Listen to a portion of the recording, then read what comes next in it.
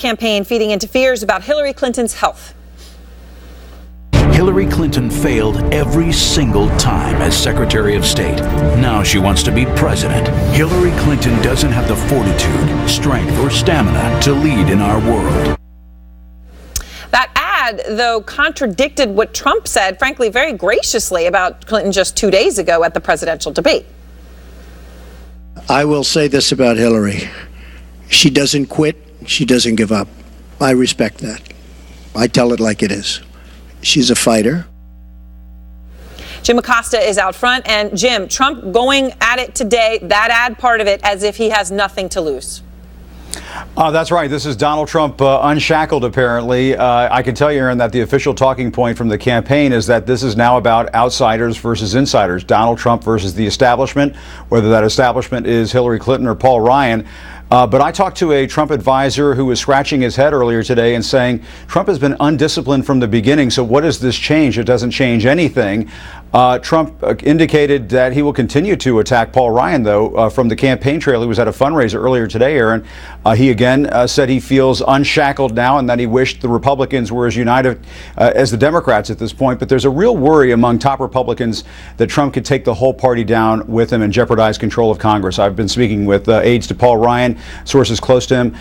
They are not firing back at Trump publicly at this point. One source in the Speaker's office is noting that Paul Ryan is still an extremely prolific fundraiser out on the campaign trail, sort of a notice to members that if they need a headliner at their events, he's happy to step in instead of Donald Trump. But one source who has worked with Ryan over the years, Aaron, blasted Trump's campaign in this latest episode as a rolling psychodrama, is how this person described it, adding, "We are long past healthy." There are a lot of Republicans who are very upset about Donald Trump and this split with Paul Ryan. All right. Thank you very much, Jim. Out front now, Sally Cohn, Hillary Clinton supporter, Corey Lewandowski, former campaign manager for Donald Trump, Mark Preston, executive editor for CNN Politics. David Gergen is also back with me. Mark, let me start with you, though, and that ad. Right. It might be a very effective ad. The problem is, of course, it does contradict what were extremely gracious words from Donald Trump the other night about Hillary Clinton, talking about how she never gives up. Right. And, our friend Paul Begala will always say, I'm an anomaly because I really like tough, dirty ads. But the question with that ad is... One of the reasons we all love Paul. That's why we all love Paul, because he's very honest about it, regardless if it's a Democrat or Republican. Here's a problem with that ad, though. Who's he trying to reach? I mean, that ad is not going to go get you the voters who are undecided. Yeah. Right. That is a base, almost a Republican presidential primary ad.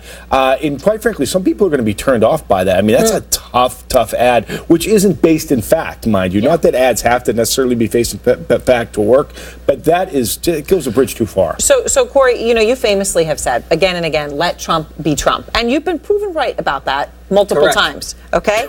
But in the past 24 hours, he's gone on this Twitter rant against Paul Ryan, John McCain. He has, of course, been tweeting about a former beauty queen in the middle of the night. I could go on with several things over the past couple of weeks, but he's been doing all these things. Is that even a coherent strategy? Is that good to let Trump be Trump if that's what it is? Well, look, I think you have to remember Donald Trump now serves as the head of the Republican Party. And what he did today in Dallas, Texas, is he raised money for the Republican Party. And if you want to look at what Donald Trump has done for the Republican Party compared to what Paul Ryan has done for the Republican Party over the last 6 months, Donald Trump has raised the Republican Party probably $350 million to fund their entire ground game operation. Paul Ryan's probably raised $3 or $4 or $5 million, and that's great for Paul Ryan. He's done a fine job for that. But when it comes down to the elected officials, the senators who are in tough battleground states, and the ground support that they need, Donald Trump is the one who's out raising the money for them, and so they should be standing behind Donald Trump right now.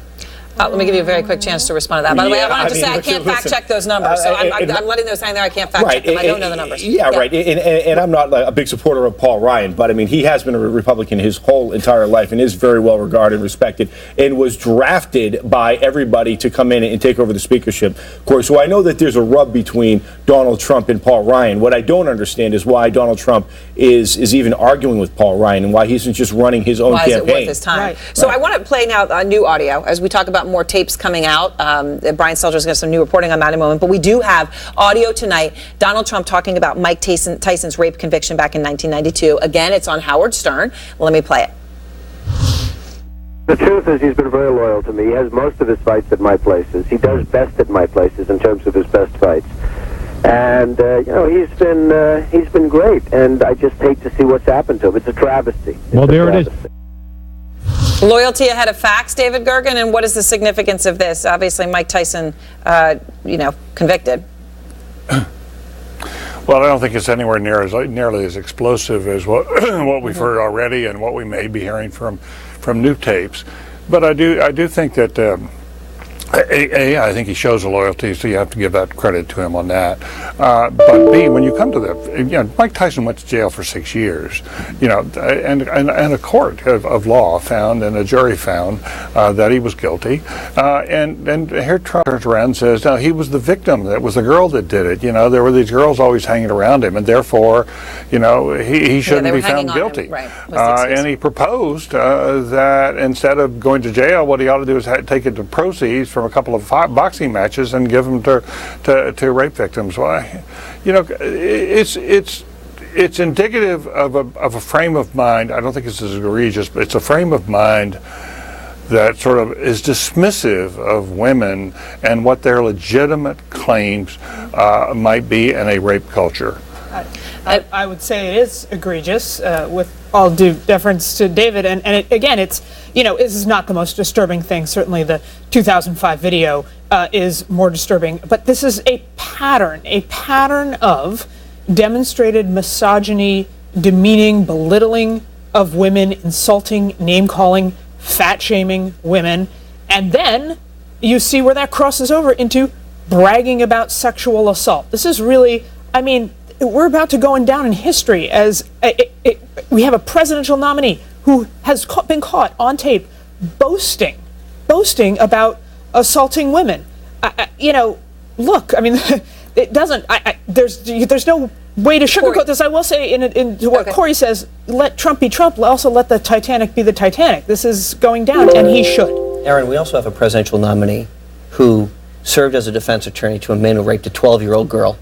Knew that the man lied on a polygraph test, admitted that. Now we've heard the audio that he lied and that she has no faith in the polygraph test.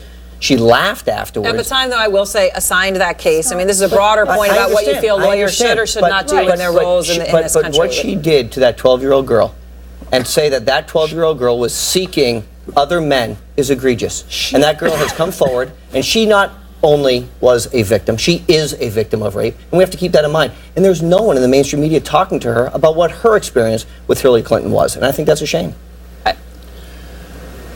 I don't even know how to sum up where we are in this campaign right now. It really we are so far in the gutter right now where nothing is surprising right now. That ad we just saw that Donald Trump has come out with, I'm sure Democrats are going to come out with something just as equally as hard. If not, her campaign will be a super PAC.